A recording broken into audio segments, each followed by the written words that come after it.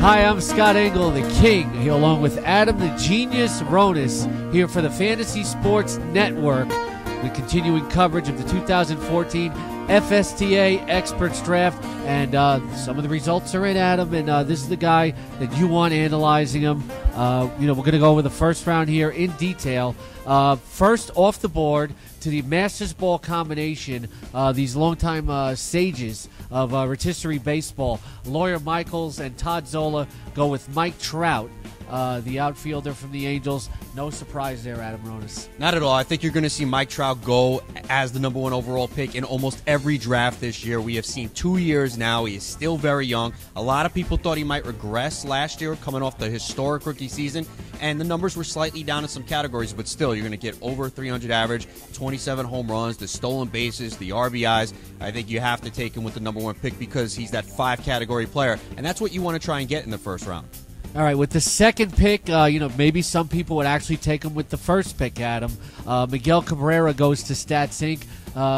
I have no problem with Cabrera at #1, though. Some of the more conservative drafters might elect to do that. Yeah, if they're looking at positions, and we know Miguel Cabrera played third base last year, moving to first base this year, so he'll have dual eligibility. And he's as reliable as they come, one of the best hitters in the game. The only category you're not going to get out of him is stolen bases, and that's why in most instances you're going to take Trout over Cabrera because you get the 5 categories. But the fallback with Cabrera at #2, 4 categories of great production. That's who you got to take at #2. At #3, and we see early, like we're going to go with this with the first 4 picks. You really can't go wrong with any of these top 4. Charlie Wiegert of CDM Sports. Charlie's called the Godfather of fantasy sports. Can't wait to interview him on this channel. We can ask him one question and probably get a half-hour answer out of it. But Charlie goes with Paul Goldschmidt and rocketed up the rotisserie rankings last year because, this is a first baseman that gives you speed. Yeah, and he's a little bit older. He really had his first full season last year, had 20 homers 2 years ago. Last year, 36 home runs, and there's not much power around anymore. And you have a first baseman that's going to give you the power. Over 120 RBIs last year, and like you alluded to, the double-digit steals out of a first baseman. That's a nice bonus, and he's on the upswing. So definitely, you want to try and get that power early, and that's a good pick at #3.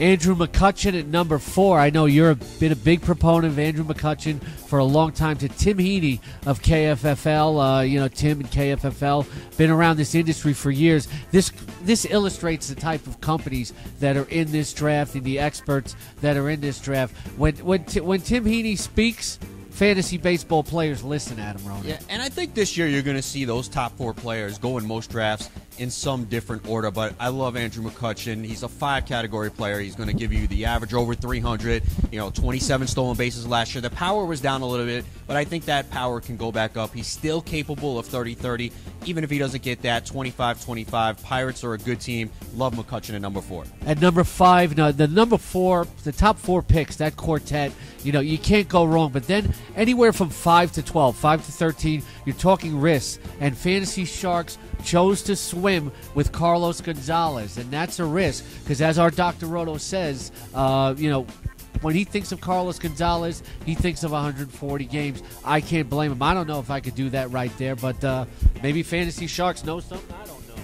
Well, here's the thing. When you look at the rest of the first round this year, there are major risks and warts with these players. It is the worst first round I have seen in years. So you're going to have to decide what you want to do.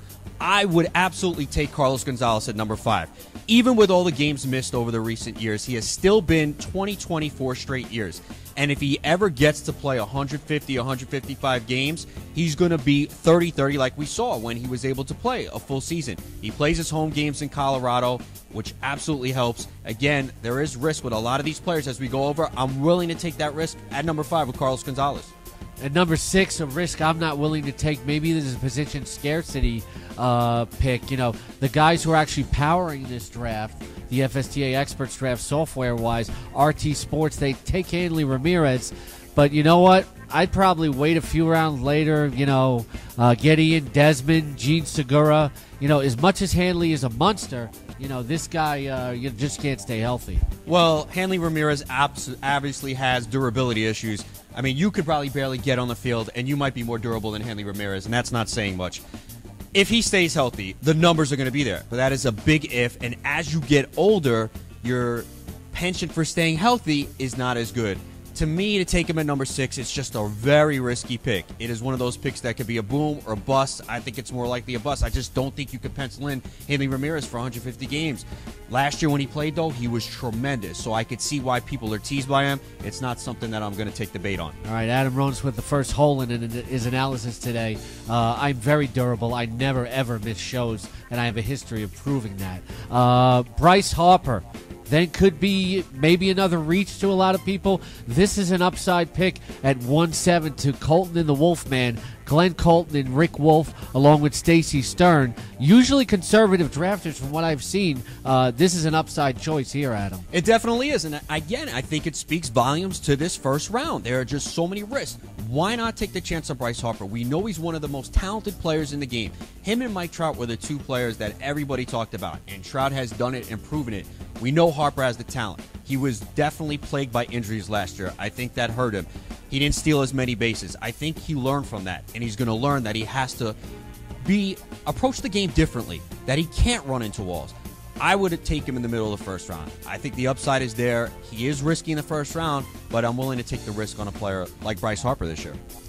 Round 1, pick 8, the New York Yankees lost their best player maybe to the Seattle Mariners. Steve Gardner of USA Today goes with Robinson Cano. I don't think you could argue with it here. A lot of people maybe talk about the move from New York to Seattle, but that Yankees lineup wasn't that good last year, and Cano's a very safe pick, even though you don't get the stolen bases. Yeah, looking at a lot of his home runs last year where he hit 27, most of them would have left the park in Seattle, so I don't think the power is going to be impacted in a major way. The counting stats could be impacted. We'll have to see if Seattle makes more moves. The lineup is not as great, but the Yankees lineup wasn't very good last year. No. And he still put up some decent numbers, so he's very reliable. And also, something to remember, he plays every day. He's one of those players that's going to give you 160 games. Second base, we know, is not a deep position. It's a safe pick. If you like the safety and reliability, Cano is someone you want in the middle of the first round. Safety and reliability next to Ray Flowers, maybe, of Fantasy Alarm and Baseball Guys and Sirius XM Fantasy Sports Radio. Questions about Ryan Braun, what he can do, after these issues about, the PED suspension, etc., and the Milwaukee lineup is just not what it used to be. I think the Milwaukee lineup's actually not that bad. There is question marks because we don't know how he's going to respond, but let's keep in mind, Braun was already accused and had to deal with the pressure of the media, and he actually did well that year. Now, if he was on PEDs, then that's a question of how he's going to perform and whether the power's there. See, I'm fine taking with him here in the late first round. I think the power will be there. The question mark is, how much is he going to run? He had a thumb injury, and he didn't steal many bases before the injury last year. I think the power is still going to be good. The stolen bases might be down, but I would take him in the middle to late first round this year. And then Jeff Manns of Fantasy Alarm goes with Troy Tulowitzki. That always seems to be a risky pick. He's probably going to want to get depth much later in the draft. Yeah, as another player you just cannot rely on. He never stays on the field, and last year he had to go through so much maintenance. He had to do so much work off the field just to get on the field to prepare for games. So that is a big concern, and we see the injuries year in, year out. Too risky for me. I don't care. I understand he plays shortstop, and if he does play 150 games, you're going to get great numbers, but to me that is a major risk, and I don't want to take that risk in the first round with a player like Tulowitzki. Chris Liss of RotoWire then goes with Clayton Kershaw. I'm not one of the school who likes to take pitching in the first round, but if you're going to go with a pitcher, this is the guy who's super elite and dominates in every category. Still, if I get a chance to take an elite bat, I'm going for it. Not something I would personally do. To be honest, more than ever, this is a year that I would absolutely consider a pitcher in the first round. If you're looking for safe and reliable, Clayton Kershaw is right up there more than a lot of the offensive players we just discussed. He's going to give you 215 to 200 innings, 26 years old, pitches in a great ballpark, going to get you strikeouts, extremely low whip and ERA. To me, at number 11, this is a steal, an absolute steal. I know we're not used to seeing pitching go in the first round, but when we look back on the first round and you look at years past, a lot of these guys are going to be bust. At least half of them are going to be bust. Kershaw's not going to be a bust. If he's healthy, you're going to get the numbers. So I love that pick at number 11. A guy that you do like, but you caution people that it's because he gets a lot of at-bats in there. There are some flags about what kind of ceiling he can hit. Adam Chandler to the legendary Ron Chandler. Check out his new website at chandlerpark.com, where he actually has his own rotisserie baseball Hall of Fame, where guys don't have to wait for an eligibility period to get in. Yeah, Adam Jones, again, if you subscribe to the theory that I want reliable, and consistency, it's Adam Jones. He had 30 home runs last year. The average was in the 280s. He gave you 14, 15 stolen bases. And he plays every day. But he needs to play every day because there was a couple years ago where he didn't, and those counting stats were not there. So you're banking on him playing 160 games. He's a safe pick. I don't think he has much upside. I think last year is probably as best as we'll see out of Adam Jones. End of the first round. This is the first pick that really raises eyebrows to me. Anthony Perry goes with David Wright, the third baseman of the New York Mets, a big fantasy player himself. But I don't even know if David would pick himself towards the end of the first round. This has to be a position scarcity pick. To me, Wright is more of a third-round pick to me. He's got to be thinking about how thin third base could be. I don't know. I am stunned by this pick. I thought this was the most shocking pick of the first round. How do you take David Wright over Adrian Beltre? I understand Adrian Beltre is 35 years old, but that Texas lineup is lethal. He consistently gets it done. Wright has some question marks. I thought Wright is a third-round pick as well. I thought Wright was not a good pick here at the end of the first round. I just don't like the pick at all. Nope, but you know what? I like you. You're lethal with your analysis. Adam Ronis, our coverage continues of the 2014 FSTA Experts Draft from Las Vegas.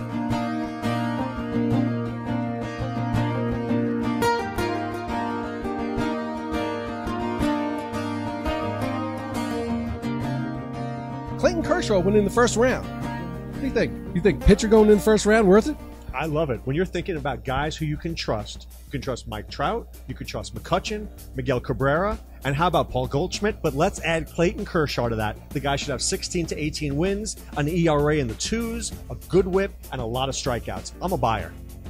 What do you think about Bryce Harper? Went pretty high. Yeah, Bryce Harper went pretty high, and I think he'll continue to go high. And I'll tell you right now, there's no upside with that pick, and I think there's a lot of downside. I'm looking at a kid, in his third full season of Major League Baseball, a young player developing. I think we're going to look at 20 home runs for him. We'll get, 20 stolen bases, but we're going to look at 280 batting average, 90 RBIs, 90 runs scored. That's a good season, but I got more elite players drafted after him. I would have went Prince Fielder with 40 home runs and 100 RBIs. Adam, when you see a young player like that who's hurt and didn't perform because he was hurt, what do? You think automatic bounce back, or do you think, injury prone? How do you look at that? No, I don't look at it as injury prone. I know Bryce Harper, he plays the game very hard. He's reckless. He'll run into an outfield fence, which is what happened last year, and it obviously impacted his numbers. And I think that's maturity and learning that you can't push yourself all the time. See, I think the talent is there. He was touted as much as Mike Trout was, and he's just a little bit behind. Trout has developed quicker. I think he has the upside to hit for a lot of power. He's got that ability to hit for speed.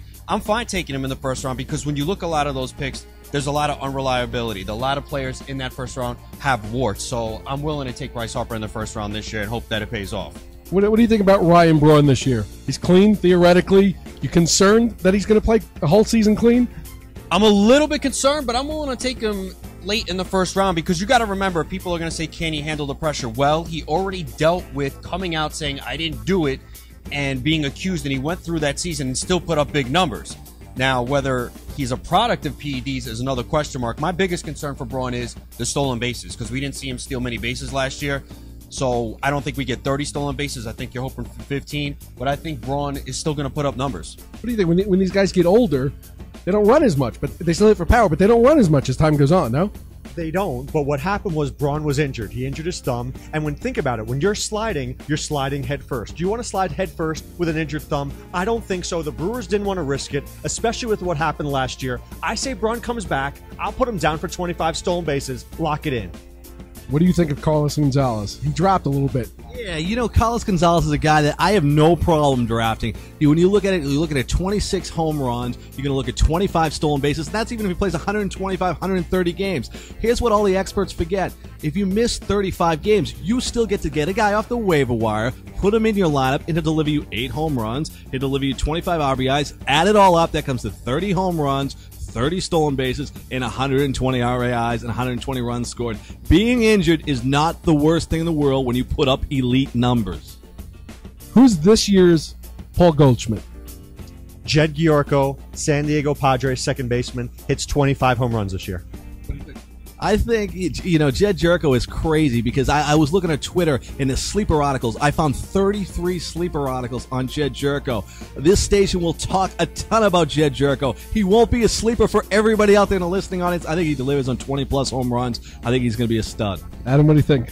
I like Jerko a lot. The problem is Tony's right. Everybody is on him. You look at the second base position, he's going to be in a lot of drafts the 5th, 6th, second baseman off the board. So you're not going to get him at a good value. You're going to have to pay for him. But I think the power is going to be there. There's no doubt. Even in Petco Park, I think he's going to hit for power. The average might not be great, but he's someone I want. I think the price tag is going to be very high, though, for Jerko this year. A lot of people are on him. You think he's overrated? I don't. It depends on the price tag, obviously, but I think just based on what I've seen so far and looking at the second base landscape, people are going to draft him early, and you're going to have to pay a high price tag for him. What are you paying for him in an auction draft? I think at second base, I think you're going to have to pay in a mixed league. You're going to have to pay in the $20 to $23 range. He qualifies at third too, doesn't he? He does. I'll probably pay low 20s, but you know what? When a guy qualifies at second and third, I'm going to pay it. Yeah, you get the bonus of the middle infield and corner infield eligibility. You don't get that through a lot of players. So if you're in AL, NL only league, it would be NL with Jerko. That's a huge advantage because the player pool is very shallow. So Jerko, you could rise that price up there. I think he's going to be really one of those guys that we're talking about now that everybody's going to be drafting. It's going to be interesting to see how some of these guys rise up when we're talking about some of these drafts prior to the Super Bowl, and then all of a sudden we get into it hardcore and these guys rise up 4 or 5 rounds. All right, everybody's got Clayton Kershaw as their first pitcher off the board. Everybody likes Max Scherzer. Who else? Yu Darvish. Who else do we like that maybe the folks out there haven't heard too much about, hasn't really had a breakout year yet? I like Homer Bailey this year from the Reds. Stole my pick. I think he is coming of age. We heard about Throw another no-hitter? Yeah, you know what? He probably could. This is a guy who 3 years ago was the best guy in their minor league system. He's emerging now. I love him. Get him in your draft.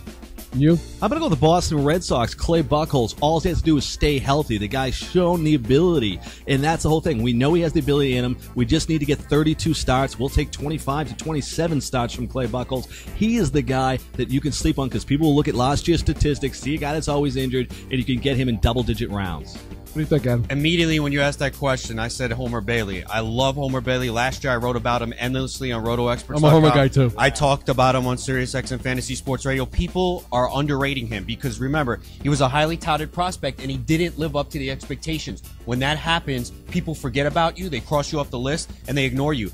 Look at the numbers he put up last year. Strikeout rate, almost a batter per inning. He's really taken the next step up. I believe he's 28 years old now. I think he's going to be the guy that could really emerge into a top 10 pitcher this year. Catchers. Give me top 5 catchers. Oh, I love Jonathan Lucroy. I can't forget him. Willen Rosario, Carlos Santana, Buster Posey. That 5th guy, I'll go Brian McCann because he's in Yankee Stadium in a short porch. But I want to say Matt Wieters, too. We've been waiting for this guy to finally emerge, hit the 30 home runs. I think he does this year, but he could hit 240, which I don't want to put on my fantasy team. I'll give you a guy that's going to break out from the catcher position. I believe that a Washington Nationals catcher, Wilson Ramos, who would have done it last season, was injured in spring training, so didn't really develop. I think this is the year for a guy like Ramos. Yeah, I think Ramos, we saw it from him last year. He had, in limited at-bats, 15, 16 home runs. He has the power. I love Jonathan Lucroy. That is the catcher I want in every draft because he's going to go in the bottom. He's going to go around 7, 8, 9 of catchers, and people don't realize how good he is. He's going to give you good average. He's got power. He's going to drive in runs in the middle of the Brewers lineup. And I think a guy that really I want this year is Brian McCann. In Yankee Stadium, that swing is tailored for that. He's going to hit. I think he's going to hit 30 home runs. He's going to go for a lot of money. And here's another guy. In an auction draft, he's going to go for a lot of money. We didn't talk about him, and I know people will say he's overvalued every year. Joe Mauer. The reason why, he's moving to first base. So he's going to have less time behind the plate. I know he hits for a lot of average, doesn't hit for much power, but when you're looking at the catcher position, you want those games. You could get 155 games. That's going to boost his counting stats, even in a bad Minnesota team. Is anybody here a Darno fan? Anybody? No, look, he's a Met. I know we appreciate him. We like him. He's young. What has he done yet? Maybe in a year or two, if he can get us 15 home runs this year for the Mets, maybe 60 RBIs, you look for him from next year. So in a dynasty league, I like him. I think it's an opportunity for a young player and how long the team will stick with him and give him 450, 500 bats from the catching position because his average will be about 225 to 240. I think he can definitely hit 16 home runs, but to the Mets, stay patient with a young player. That will be the key. I think it's rare to see a young catcher come up immediately and make a big impact on the offensive side because they have to focus on the defense. You see a lot of catchers, and rarely do they come up and make a big impact. To me, he's a number 2 catcher in a 15-team league, in a mixed league, as your number 2 catcher if you wait on the position and you don't want to pay for a catcher. But you're taking risks there because you're probably going to get a low batting average. Give me your fantasy rookie of the year offensively and on the mound.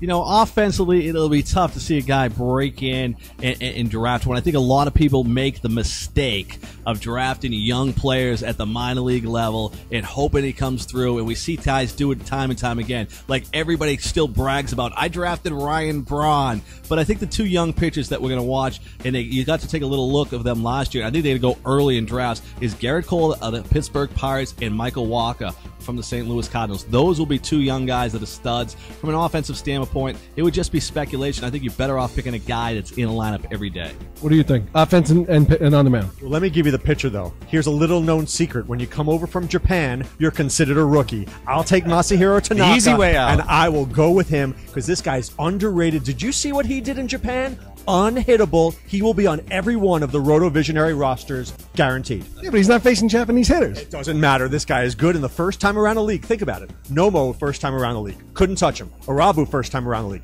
Couldn't touch him. Darvish, first time around the league. Can't touch him. Tanaka will be great this year. Pitcher I'm looking at is Danny Salazar from the Cleveland Indians. He throws very hard. We saw a glimpse of him last year. He struck out a ton of guys. He still has to work on some things, but I think he's someone that's going to come at a decent price that's going to rack up the strikeouts.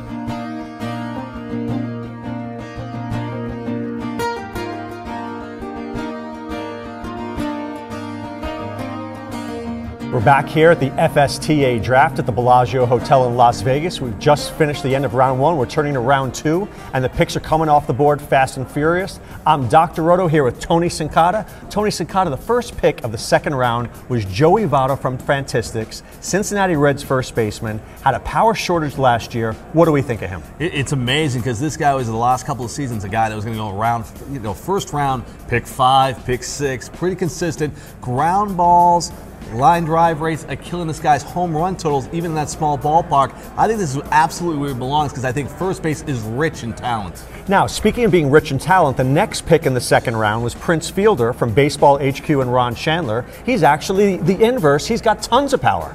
I don't understand this. Prince Fielder has got so far a bad name. This guy should be a first-round pick in every draft. We're talking about going to Texas. Sin-Soo Choo, also acquired, will be batting leadoff in that lineup. I think this guy hits 40 home runs and hits 280. I think this guy was a steal in round 2. Now, here is a shocker in round 2. Jacoby Ellsbury goes to Chris Liss from RotoWire. I would have thought Ellsbury would have been the first round. He's got speed, he's got power, he's going to the short porch in Yankee Stadium. Did this shock you too? No, I applaud the experts because I'm sort of on the fence on Jacoby Ellsbury. He had the one miraculous season where he hit 32 home runs and, of course, had the tons of stolen bases. With the Boston Red Sox, he's had an inability to stay healthy. Now I think going to that small ballpark in Yankee Stadium, people expect 20 home runs. I just don't see it, but he's still, with all those stolen bases, still a bargain in round 2. The next guy off the board from Fantasy Alarm was Dustin Pedroia. Now, he has the off-season surgery on the thumb. He's coming back, though, expects to be healthy. Do we like him at this point in round 2? This is a guy with predictability. If you look at his stats year in, year out, I think he's going to be one of those guys that can put him there. Second base, a lot of people will use the term position scarcity in fantasy baseball. Pedroia fills that need as well. So I have no problem. It's not a sexy pick. It's not a great pick with a lot of upside, but very solid, and it gets you to the next round. The very next pick by Ray Flowers was a second baseman. Jason Kipnis went right off the board after Pedroia. Do you think that was a smart pick, or do you think that Ray Flowers saw that Pedroia just went, let me get a second baseman?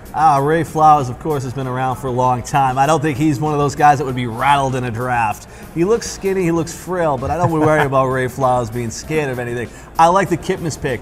I actually like the pick. I thought it would go a little later in this draft because this is a guy that faded in the second half of the season, but we could pencil him in probably for somewhere where 20 home runs, 20 stolen bases from second base. That's a great position in a good Cleveland Indians batting order. But what about the batting average? It tailed off toward the second half of last year. He didn't finish strong. I like guys who can finish the year strong. He didn't do that. Do you expect Kipnis to rebound? I expect him to rebound, but even if he doesn't, at the season's end, we look at the numbers at the second base position, he qualifies enough to take him in that round. Now, the next pick was Adrian Beltre, who has turned out to be a very solid player. When you think of 30 home runs, 90 RBIs, great fielder, you don't get credit for fielding in fantasy, but Adrian Beltre is that kind of guy. Do you like him here in the second round? Yeah, third base is one of those positions that all of a sudden becomes scarce the last couple seasons, and you get later in the draft, you're trying to fill that corner infield, and you're having some problems. I like Adrian Beltre. Consistent.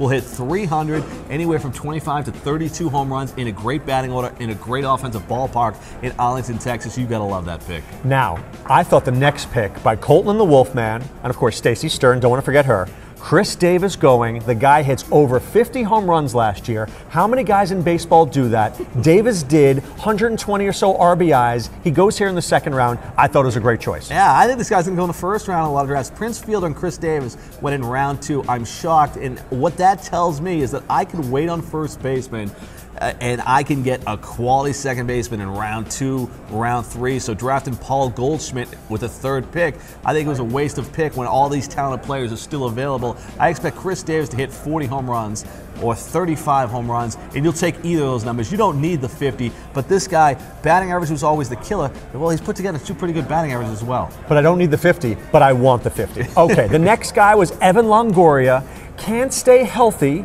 and then my other problem with Longoria is the batting order. He's sitting there alone. He's like an island in the stream, nothing around him. Do we worry about that? We worry about a lot of things with Evan Longoria. Injuries have always been the downfall for this player, but he has top 5 pick talent. You mentioned the batting order in a ballpark that's not very conducive to hitting. There are concerns. There are red flags. That I think drafting him here, though, makes a big difference because he's a top 5 player if he can stay healthy. He got married. Maybe he got married. Maybe he'll stay in it. Make an honest man. An honest man of it. He'll be in fine shape. All right, speaking of red flags, the next guy off the board is Jose Reyes. When I think of Jose Reyes, there's a big red flag next to his name. He can't seem to stay healthy. Last year it was the ankle. It's been his hamstring, his ankle, it's whatever. Do you like Reyes in the second round? I like Reyes in the second round just because of the ability. We're looking at a guy that's going to steal, even if he gets hurt, somehow he's going to nail 40 to 50 stolen bases. He's not going to get you a ton of power. Great offensive lineup in Toronto. I think this is a guy that if he can get me 130 games, 140 games, he could get me over 100 runs scored. That seems to be the unsexy statistic that we forget about in fantasy baseball, runs scored. Pile that on with the stolen bases. I think it's a good pick. There's definitely risk concern with it, but in the second round, we're talking about a guy that could bring first-round talent. Speaking of risk, the next pick is from Tim Heaney from KFFL. He takes Carlos Gomez. Now, my numbers may be off just a bit, but wasn't this guy hitting 240 2 years ago? Yeah. Now all of a sudden he's going in the second round, Tony? Yeah, Tim Heaney's one of those stereotypical fantasy guys that doesn't have any lifestyle outside the fantasy industry, and he just lays back, and he looks at these protracted numbers. Now he gets his name mentioned on TV, the Fantasy Sports Network, by making this pick. It's a terrible pick. I wouldn't draft him where he drafted him, but at least Tim Haney's grandmother is going to be proud that I talked about him on TV. Can we say that that was the worst pick of the second round? Absolutely. By far? Okay. Absolutely. Nice kid, bad pick. Next pick, though, may be my favorite in the round, Giancarlo Stanton. We're talking about a guy with 50 home run potential. I'll even throw in 15 stolen bases. The problem is that he plays in a cavernous ballpark in Miami where nobody goes to watch him. And nobody hits with him either. I mean, you talk about batting in the water all alone. You know what? I do this every day of my life, and I'm sitting here right now. I couldn't rattle off the Mullins order to you. It's absolutely brutal, and health has been a problem with Stanton, or he would be a first-round pick.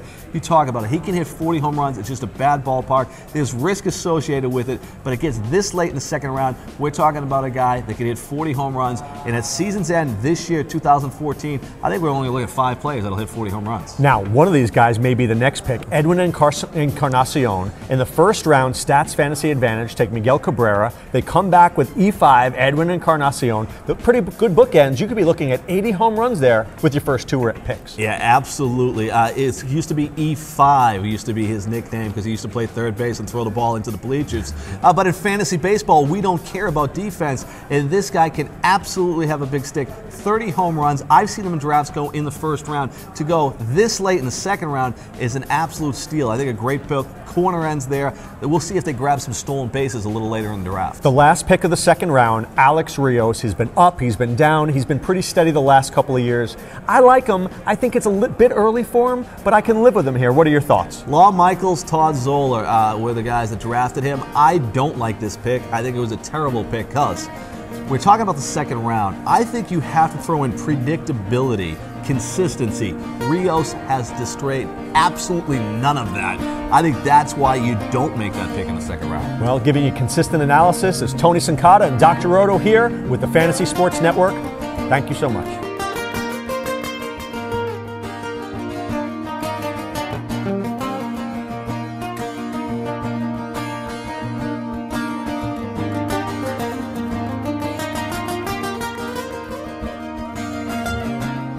Nobody on the road, nobody on the beach. I feel it in the air, the summer's out of reach. Empty lake, empty streets, the sun goes down alone.